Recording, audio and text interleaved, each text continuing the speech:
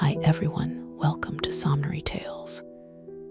I'm Sammy, and I'm so happy you're here tonight. If you're ready to relax, unwind, and drift into a story, you're in the right place.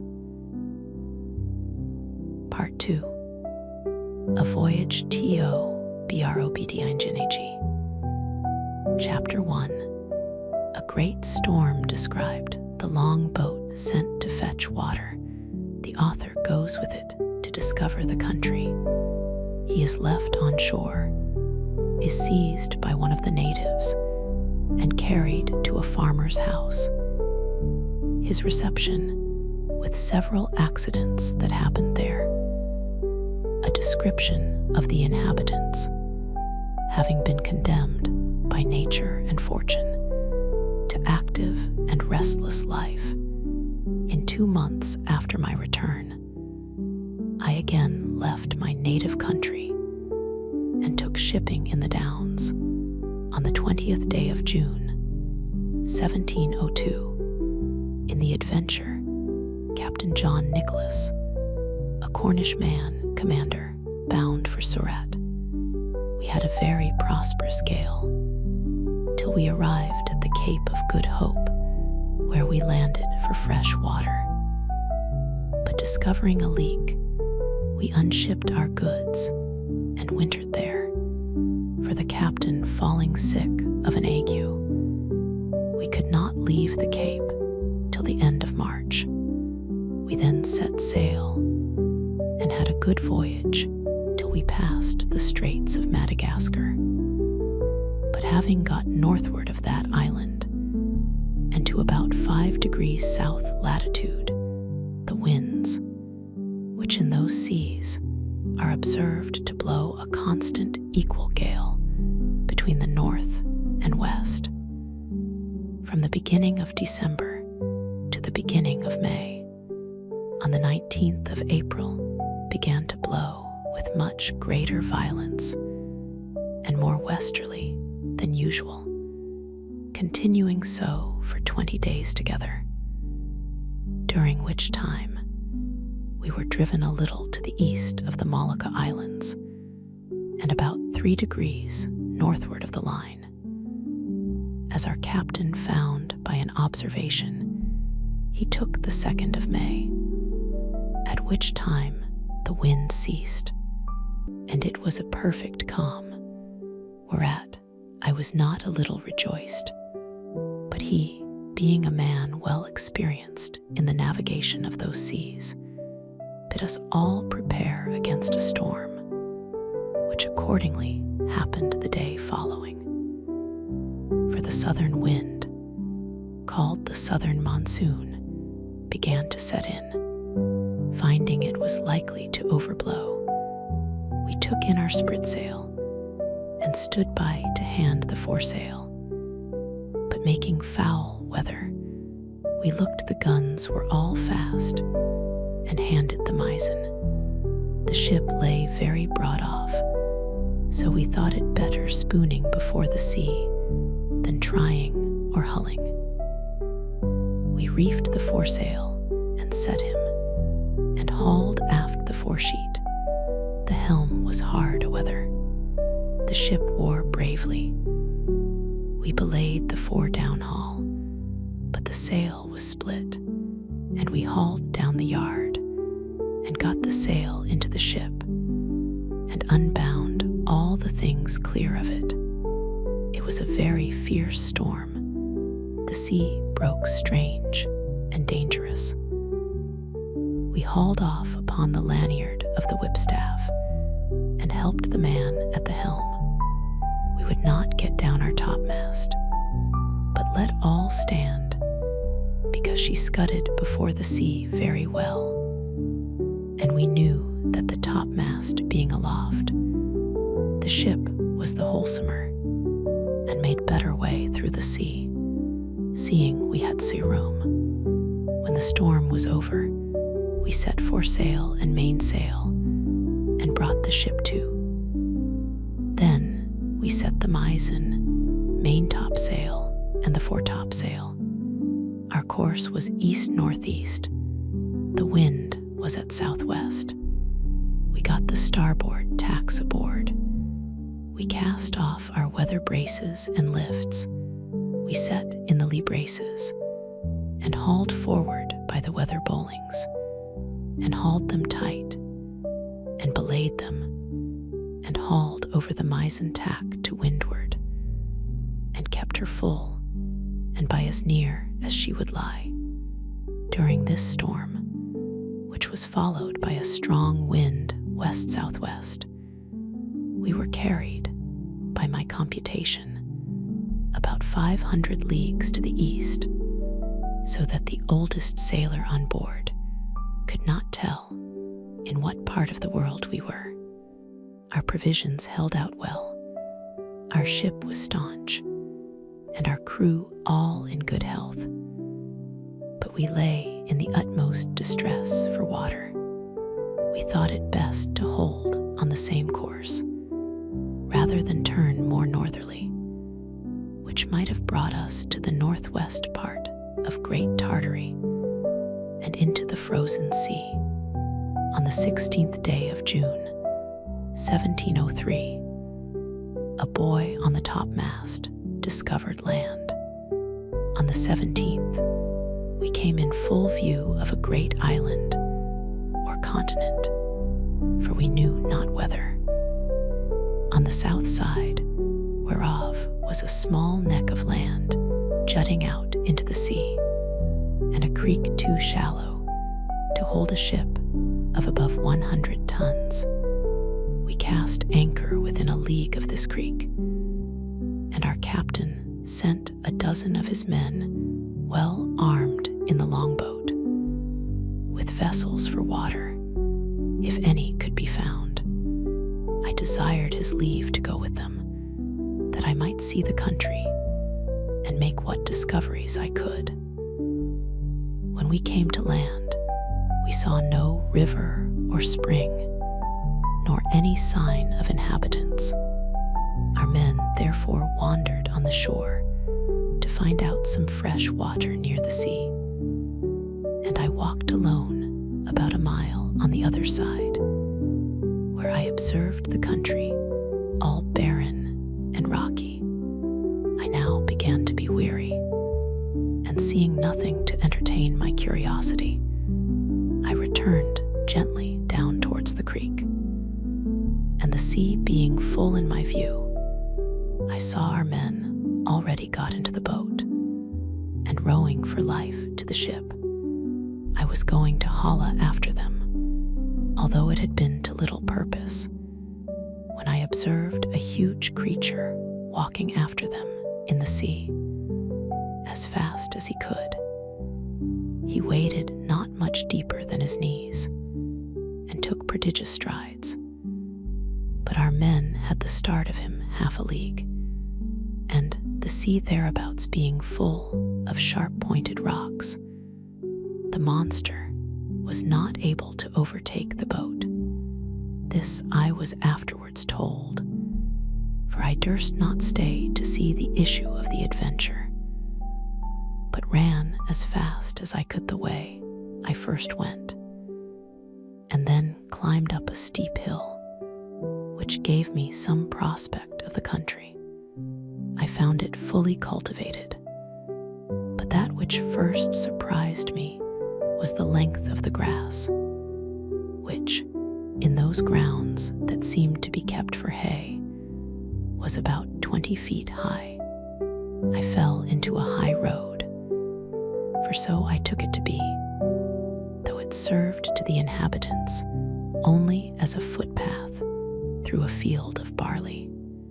Here I walked on for some time, but could see little on either side, it being now near harvest, and the corn rising at least 40 feet.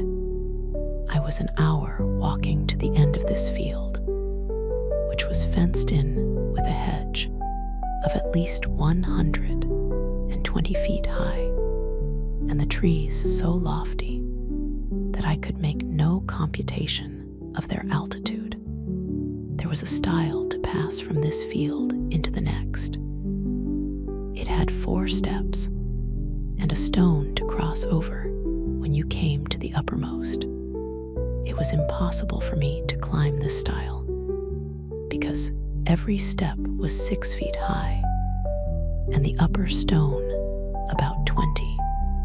I was endeavoring to find some gap in the hedge when I discovered one of the inhabitants in the next field, advancing towards the stile, of the same size with him, whom I saw in the sea pursuing our boat. He appeared as tall as an ordinary spire steeple, and took about 10 yards at every stride, as near as I could guess.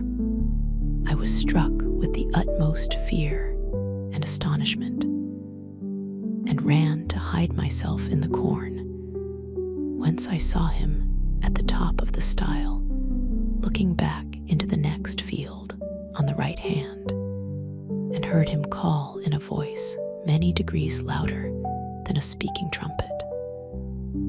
But the noise was so high in the air that at first I certainly thought it was thunder, whereupon 7 monsters like himself came towards him with reaping hooks in their hands, each hook about the largeness of 6 scythes.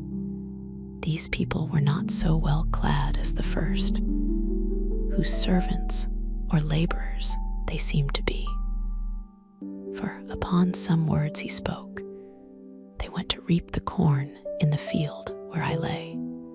I kept from them at as great a distance as I could, but was forced to move with extreme difficulty, for the stalks of the corn were sometimes not above a foot distant, so that I could hardly squeeze my body betwixt them. However, I made a shift to go forward, till I came to a part of the field where the corn had been laid by the rain and wind. Here it was impossible for me to advance a step, for the stalks were so interwoven that I could not creep through, and the beards of the fallen ears so strong and pointed that they pierced through my clothes into my flesh. At the same time, I heard the reapers not 100 yards behind me, being quite dispirited with toil, and wholly overcome by grief and despair.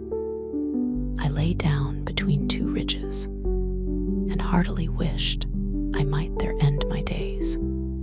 I bemoaned my desolate widow and fatherless children.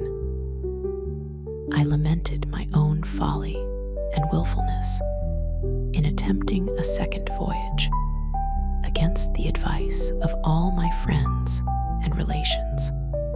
In this terrible agitation of mind, I could not forbear thinking of Lilliput, whose inhabitants looked upon me as the greatest prodigy that ever appeared in the world, where I was able to draw an imperial fleet in my hand and perform those other actions which will be recorded forever in the chronicles of that empire, while posterity shall hardly believe them. Although attested by millions, I reflected what a mortification it must prove to me to appear as inconsiderable in this nation as one single Lilliputian would be among us. But this, I conceived, was to be the least of my misfortunes. For, as human creatures are observed to be more savage and cruel in proportion to their bulk, what could I expect but to be a morsel in the mouth of the first among these enormous barbarians that should happen to seize me? Undoubtedly, philosophers are in the right when they tell us that nothing is great or little otherwise than by comparison.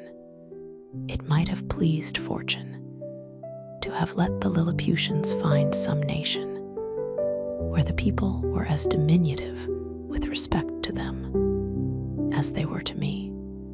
And who knows, but that even this prodigious race of mortals might be equally overmatched in some distant part of the world, whereof we have yet no discovery.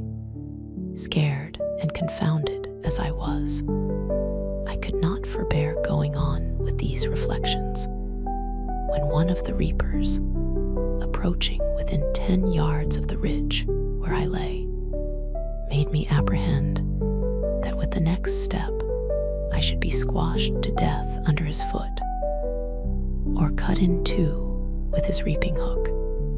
And therefore, when he was again about to move, I screamed as loud as fear could make me. Whereupon the huge creature trod short, and looking round about under him for some time, at last espied me as I lay on the ground. He considered a while, with the caution of one who endeavors to lay hold on a small, dangerous animal in such a manner that it shall not be able either to scratch or bite him, as I myself have sometimes done with a weasel in England. At length he ventured to take me behind, by the middle, between his forefinger and thumb, and brought me within 3 yards of his eyes, that he might behold my shape more perfectly. I guessed his meaning, and my good fortune gave me so much presence of mind that I resolved not to struggle in the least, as he held me in the air above 60 feet from the ground, although he grievously pinched my sides, for fear I should slip through his fingers. All I ventured was to raise my eyes towards the sun, and place my hands together in a supplicating posture, and to speak some words in a humble, melancholy tone, suitable to the condition I then was in. For I apprehended every moment that he would dash me against the ground, as we usually do any little hateful animal which we have a mind to destroy. But my good star would have it that he appeared pleased with my voice and gestures, and began to look upon me as a curiosity, much wondering to hear me pronounce articulate words, although he could not understand them. In the meantime, I was not able to forbear groaning and shedding tears, and turning my head towards my sides, letting him know, as well as I could, how cruelly I was hurt by the pressure of his thumb and finger. He seemed to apprehend my meaning, for, lifting up the lappet of his coat, he put me gently into it, and immediately ran along with me to his master, who was a substantial farmer, and the same person I had first seen in the field, the farmer having, as I suppose by their talk, received such an account of me as his servant could give him, took a piece of a small straw about the size of a walking staff, and therewith lifted up the lappets of my coat, which it seems he thought to be some kind of covering that nature had given me. He blew my hairs aside to take a better view of my face. He called his hinds about him, and asked them, as I afterwards learned, whether they had ever seen in the fields any little creature that resembled me. He then placed me softly on the ground upon all fours, but I got immediately up, and walked slowly backward and forward, to let those people see I had no intent to run away. They all sat down in a circle about me, the better to observe my motions. I pulled off my hat and made a low bow towards the farmer. I fell on my spoke several words as loud as I could. I took a purse of gold out of my pocket and humbly presented it to him. He received it on the palm of his hand, then applied it close to his eye to see what it was, and afterwards turned it several times with the point of a pin, which he took out of his sleeve, but could make nothing of it, whereupon I made a sign that he should place his hand on the ground. I then took the purse and, opening it, poured all the gold into his palm. There were 6 Spanish pieces of 4 pistoles each, beside 20 or 30 smaller coins. I saw him wet the tip of his little finger upon his tongue and take up one of my largest pieces, and then another. But he seemed to be wholly ignorant what they were. He made me a sign to put them again into my purse, and the purse again into my pocket, which, after offering it to him several times, I thought it best to do. The farmer, by this time, was convinced I must be a rational creature. He spoke often to me, but the sound of his voice pierced my ears like that of a watermill. Yet his words were articulate enough. I answered as loud as I could in several languages, and he often laid his ear within 2 yards of me, but all in vain, for we were wholly unintelligible to each other. He then sent his servants to their work, and taking his handkerchief out of his pocket, he doubled and spread it on his left hand, which he placed flat on the ground with the palm upward, making me a sign to step into it, as I could easily do, for it was not above a foot in thickness. I thought it my part to obey, and, for fear of falling, laid myself at full length upon the handkerchief, with the remainder of which he lapped me up to the head for further security, and in this manner carried me home to his house. There he called his wife and showed me to her, but she screamed and ran back, as women in England do at the sight of a toad or a spider. However, when she had a while seen my behavior, and how well I observed the signs her husband made, she was soon reconciled, and by degrees grew extremely tender of me. It was about 12 at noon, and a servant brought in dinner. It was only one substantial dish of meat, fit for the plain condition of a husbandman, in a dish of about 24 feet diameter. The company were the farmer and his wife, 3 children, and an old grandmother. When they were sat down, the farmer placed me at some distance from him on the table, which was 30 feet high from the floor. I was in a terrible fright, and kept as far as I could from the edge, for fear of falling. The wife minced a bit of meat, then crumbled some bread on a trencher, and placed it before me.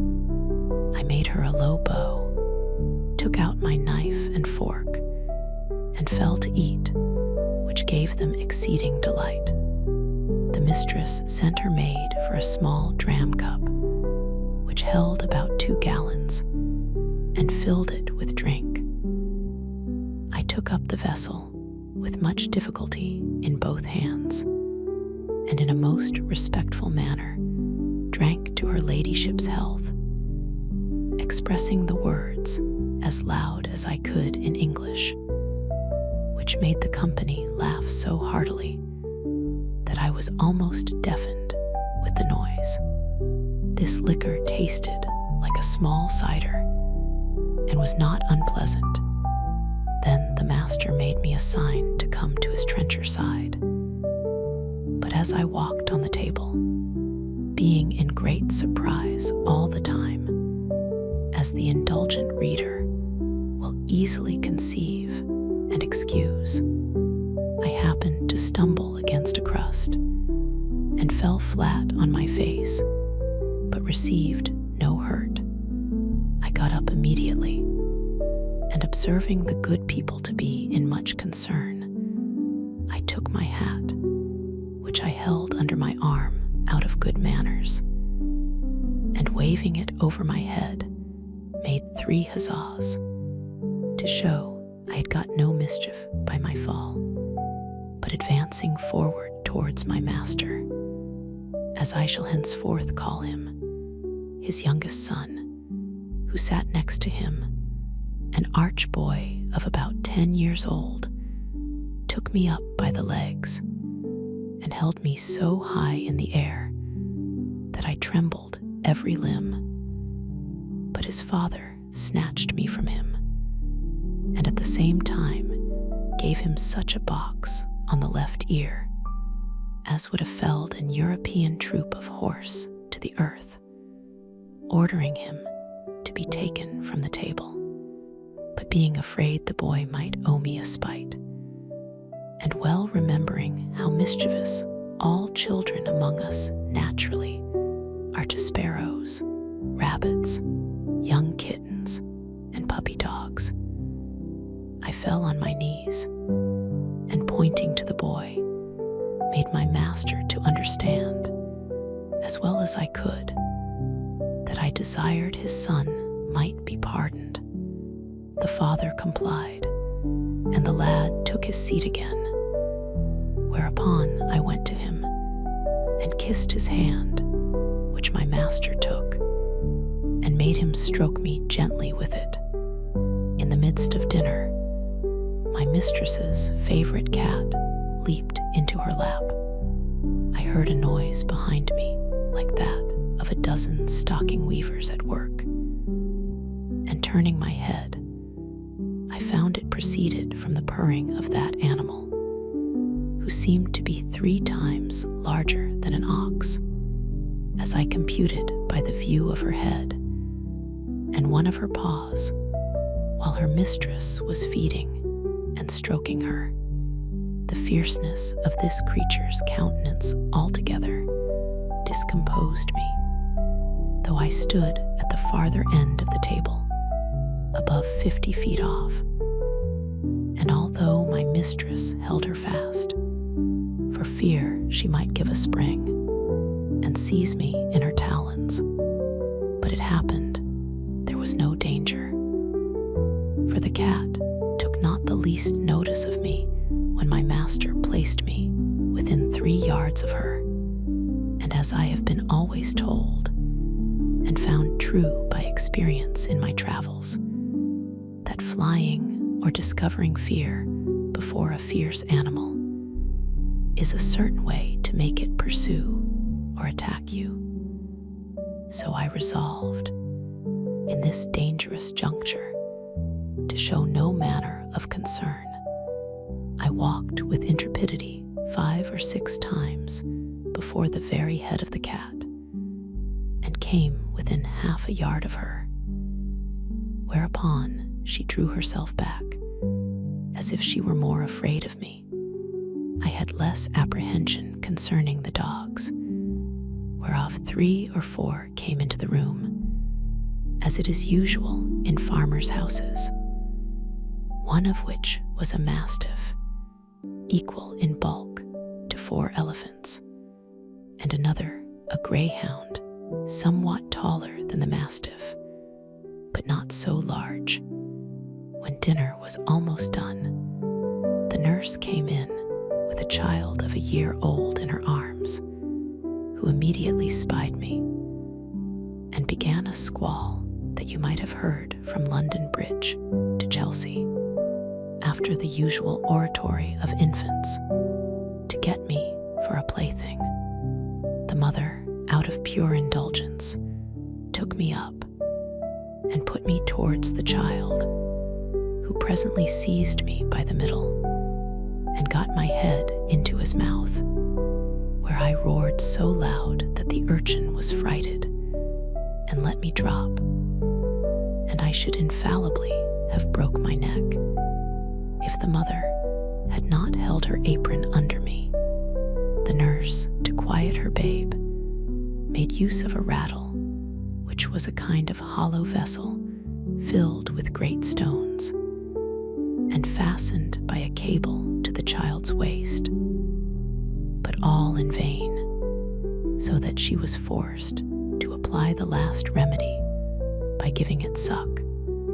I must confess no object ever disgusted me so much as the sight of her monstrous breast, which I cannot tell what to compare with, so as to give the curious reader an idea of its bulk, shape, and color. It stood prominent 6 feet, and could not be less than 16 in circumference. The nipple was about half the bigness of my head, and the hue both of that and the dug, so varied with spots, pimples, and freckles, that nothing could appear more nauseous, for I had a near sight of her, she sitting down, the more conveniently to give suck, and I standing on the table. This made me reflect upon the fair skins of our English ladies, who appear so beautiful to us only because they are of our own size, and their defects not to be seen but through a magnifying glass, where we find by experiment that the smoothest and whitest skins look rough and coarse and ill-colored. I remember when I was at Lilliput, the complexion of those diminutive people appeared to me the fairest in the world.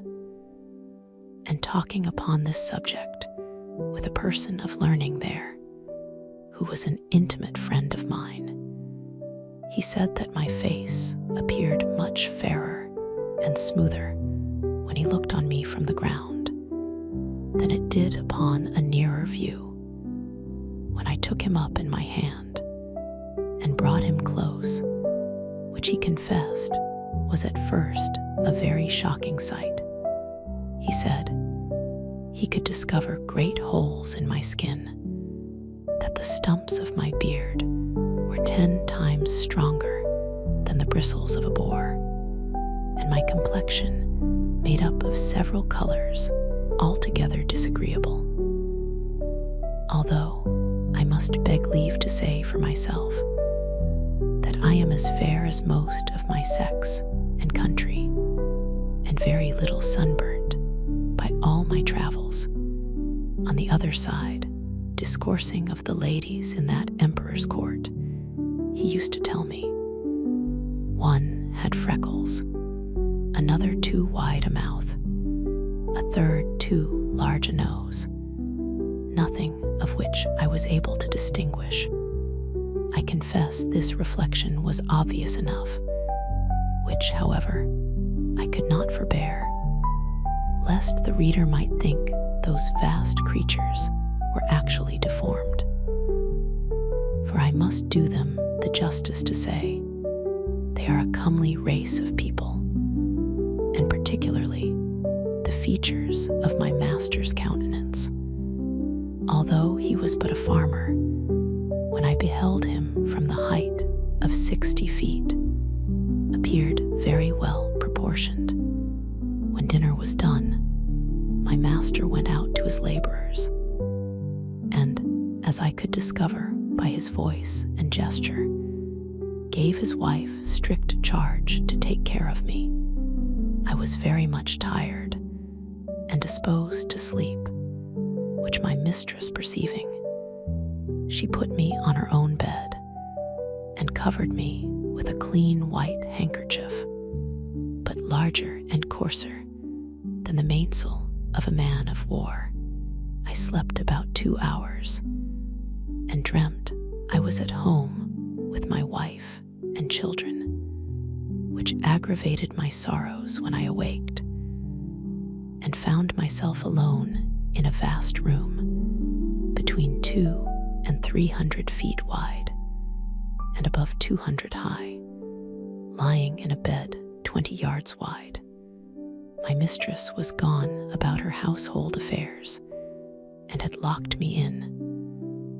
The bed was 8 yards from the floor.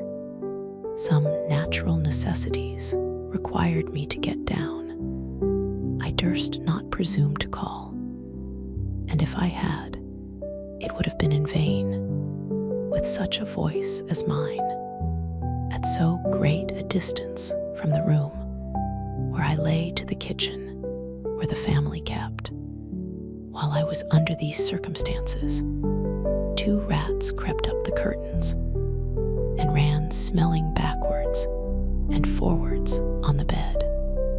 One of them came up almost to my face, whereupon I rose in a fright and drew out my hanger to defend myself. These horrible animals had the boldness to attack me on both sides, and one of them held his forefeet at my collar. But I had the good fortune to rip up his belly before he could do me any mischief. He fell down at my feet, and the other, seeing the fate of his comrade, made his escape, but not without one good wound on the back, which I gave him as he fled, and made the blood run trickling from him. After this exploit, I walked gently to and fro on the bed to recover my breath and loss of spirits. These creatures were of the size of a large mastiff, but infinitely more nimble and fierce, so that if I had taken off my belt before I went to sleep, I must have infallibly been torn to pieces and devoured. I measured the tail of the dead rat and found it to be 2 yards long, wanting an inch. But it went against my stomach to drag the carcass off the bed, where it lay still bleeding. I observed it had yet some life, but with a strong slash across the neck, I thoroughly dispatched it.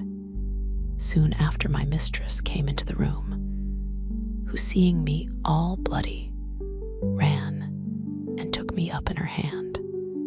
I pointed to the dead rat, smiling, and making other signs to show I was not hurt, whereat she was extremely rejoiced, calling the maid to take up the dead rat with a pair of tongs and throw it out of the window.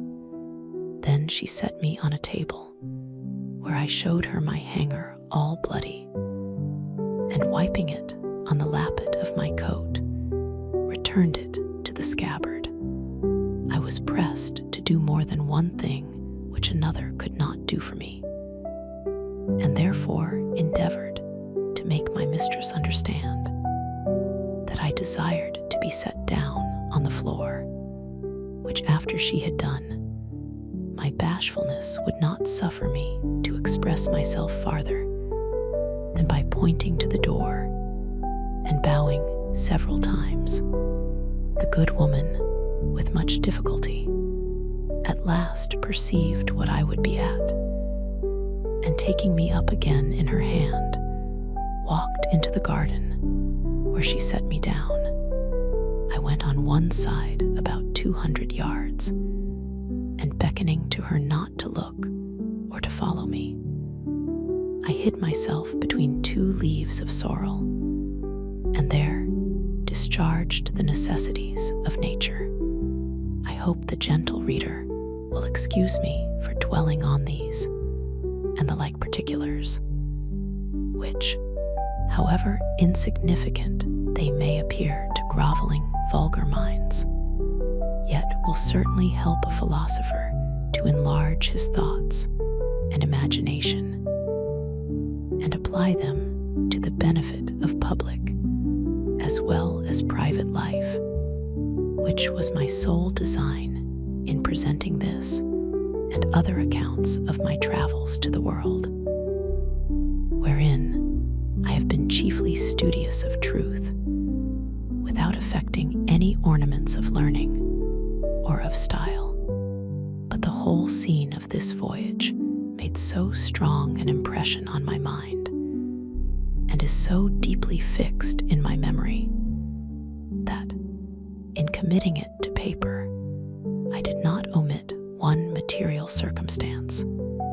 However, upon a strict review, I blotted out several passages of less moment which were in my first copy, for fear of being censured as tedious and trifling, whereof travelers are often, perhaps not without justice, accused.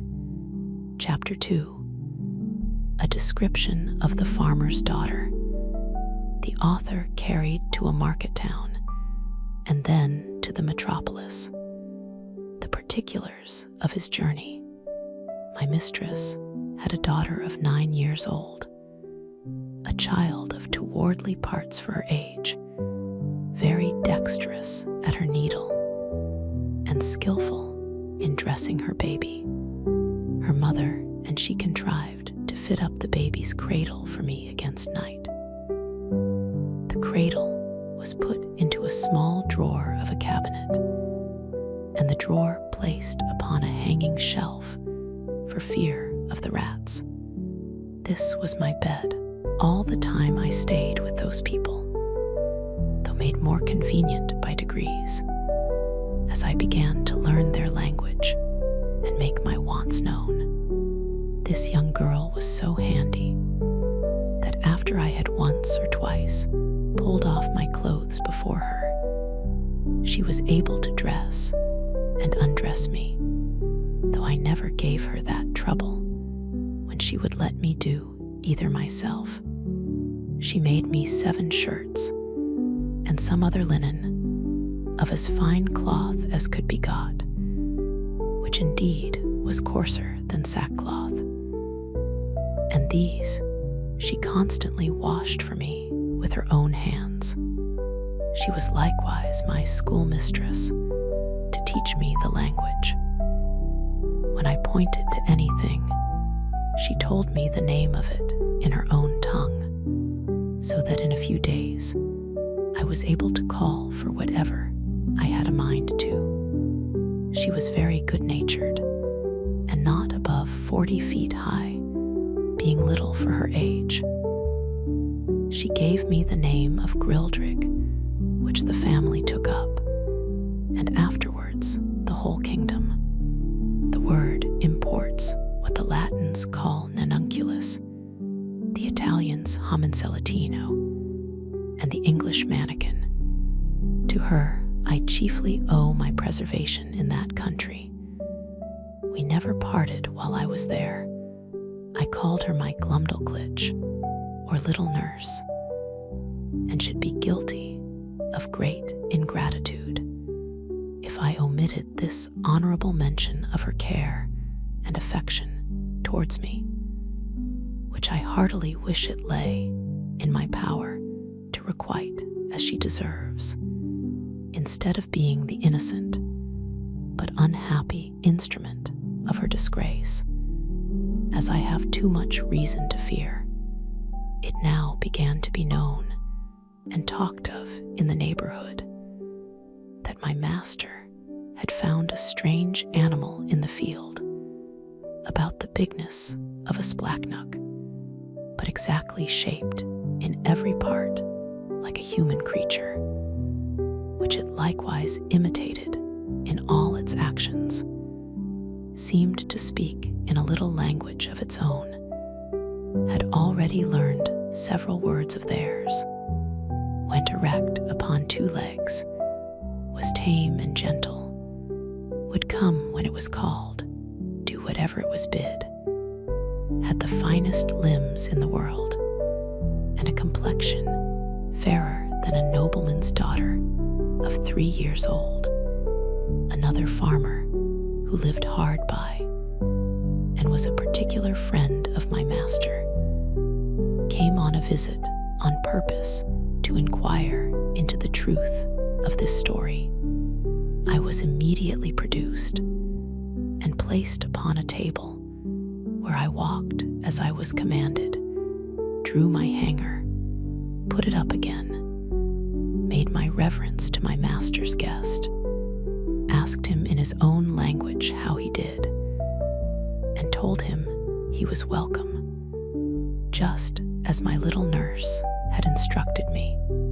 This man, who was old and dim-sighted, put on his spectacles to behold me better, at which I could not forbear laughing very heartily, for his eyes appeared like the full moon shining into a chamber at 2 windows.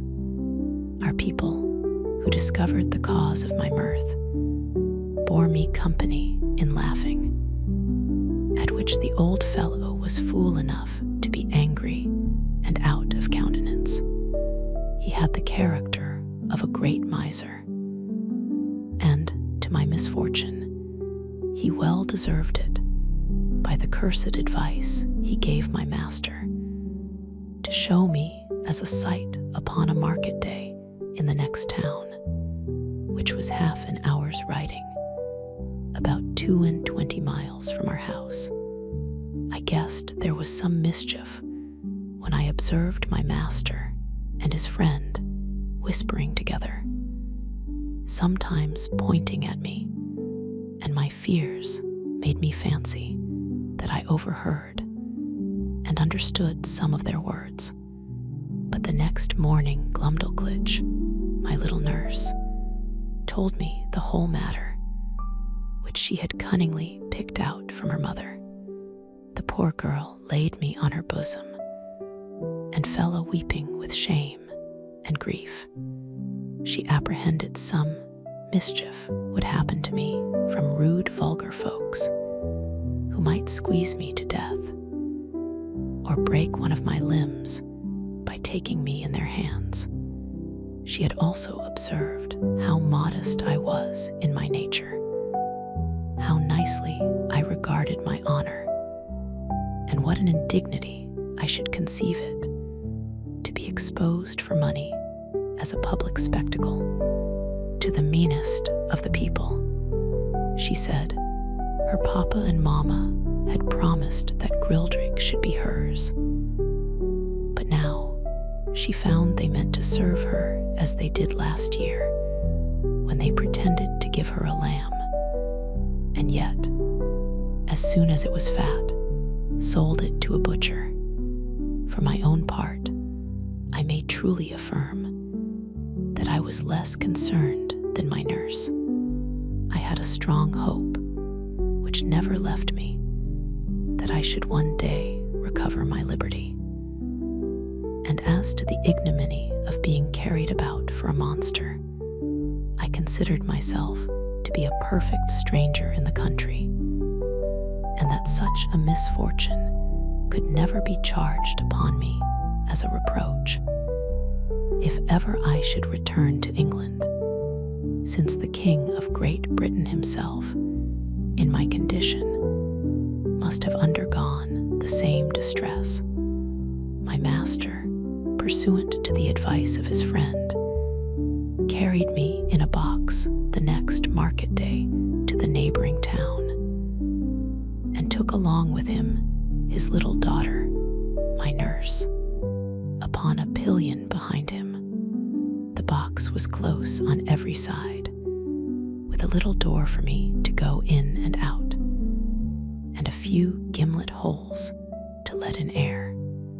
The girl had been so careful as to put the quilt of her baby's bed into it, for me to lie down on. However, I was terribly shaken and discomposed in this journey, though it was but of half an hour, for the horse went about 40 feet at every step, and trotted so high that the agitation was equal to the rising and falling of a ship in a great storm, but much more frequent. Our journey was somewhat farther than from London to St. Alban-S. My master alighted at an inn which he used to frequent, and after consulting a while with the innkeeper and making some necessary preparations, he hired the Grultrud, or crier, to give notice through the town of a strange creature to be seen at the sign of the Green Eagle, not so big as a splacknook, an animal in that country, very finely shaped, about 6 feet long, and in every part of the body resembling a human creature, could speak several words and perform 100 diverting tricks. I was placed upon a table in the largest room of the inn, which might be near 300 feet square. My little nurse stood on a low stool close to the table to take care of me and direct what I should do. My master, to avoid a crowd, would suffer only 30 people at a time to see me. I walked about on the table as the girl commanded. She asked me questions as far as she knew my understanding of the language reached, and I answered them as loud as I could. I turned about several times to the company, paid my humble respects, said they were welcome, and used some other speeches I had been taught. I took up a thimble filled with liquor, which Glumdalclitch had given me for a cup, and drank their health. I drew out my hanger and flourished with it after the manner of fencers in England. My nurse gave me a part of a straw, which I exercised as a pike, having learnt the art in my youth. I was that day shown to 12 sets of company, and as often forced to act over again the same fopperies, till I was half dead with weariness and vexation. For those who had seen me made such wonderful reports that the people were ready to break down the doors to come in. My master, for his own interest, would not suffer anyone to touch me except my nurse, and to prevent danger, benches were set round the table at such a distance as to put me out of everybody's reach. However, an unlucky schoolboy aimed a hazel nut directly at my head, which very narrowly missed me. Otherwise, it came with so much violence that it would have infallibly knocked out my brains, for it was almost as large as a small pumpkin. But I had the satisfaction to see the young rogue well beaten, and turned out of the room. My master gave public notice that he would show me again the next market day, and in the meantime he prepared a convenient vehicle for me, which he had reason enough to do, for I was so tired with my first journey, and with entertaining company for 8 hours together, that I could hardly stand upon my legs or speak a word. It was at least 3 days before I recovered my strength, and that I might have no rest at home, all the neighboring gentlemen from 100 miles round, hearing of my fame, came to see me at my master's own house. There could not be fewer than 30 persons with their wives and children, for the country is very populous, and my master demanded the rate of a full room whenever he showed me at home, although it were only to a single family, so that for some time I had but little ease every day of the week, except Wednesday, which is their Sabbath. Although I were not carried to the town, my master, finding how profitable I was likely to be, resolved to carry me to the most considerable cities of the kingdom, having therefore provided himself with all things necessary for a long journey, and settled his affairs at home. He took leave of his wife, and upon the 17th of August, 1703, about 2 months after my arrival, we set out for the metropolis, situated near the middle of that empire, and about 3,000 miles distance from our house. My master made his daughter Glumdalclitch ride behind him. She carried me on her lap, in a box tied about her waist. The girl had lined it on all sides with the softest cloth she could get, well quilted underneath, furnished it with her baby's bed, provided me with linen and other necessaries, and made everything as convenient as she could. We had no other company but a boy of the house, who rode after us with the luggage. My master's design was to show me in all the towns by the way, and to step out of the road for 50 or 100 miles to any village or person of quality's house where he might expect custom. We made easy journeys of not above 7 or 8 score miles a day, for Glumdalclitch, on purpose to spare me, complained she was tired with the trotting of the horse. She often took me out of my box at my own desire to give me air and show me the country, but always held me fast by a leading string. We passed over 5 or 6 rivers, many degrees broader and deeper than the Nile or the Ganges, and there was hardly a rivulet so small as the Thames at London Bridge.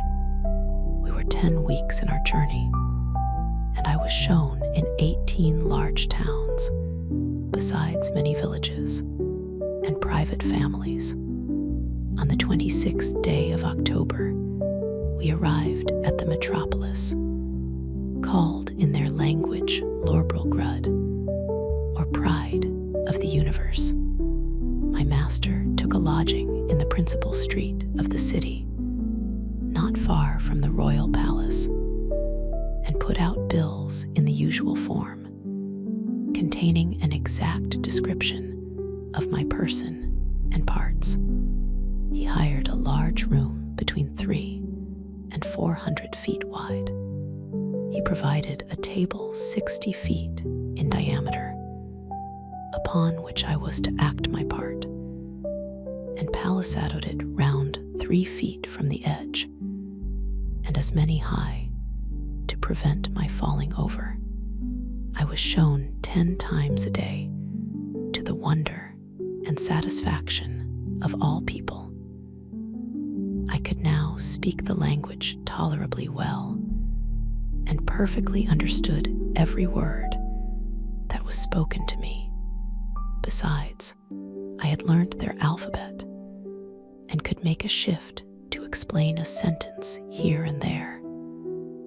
For Glumdalclitch had been my instructor while we were at home, and at leisure hours during our journey.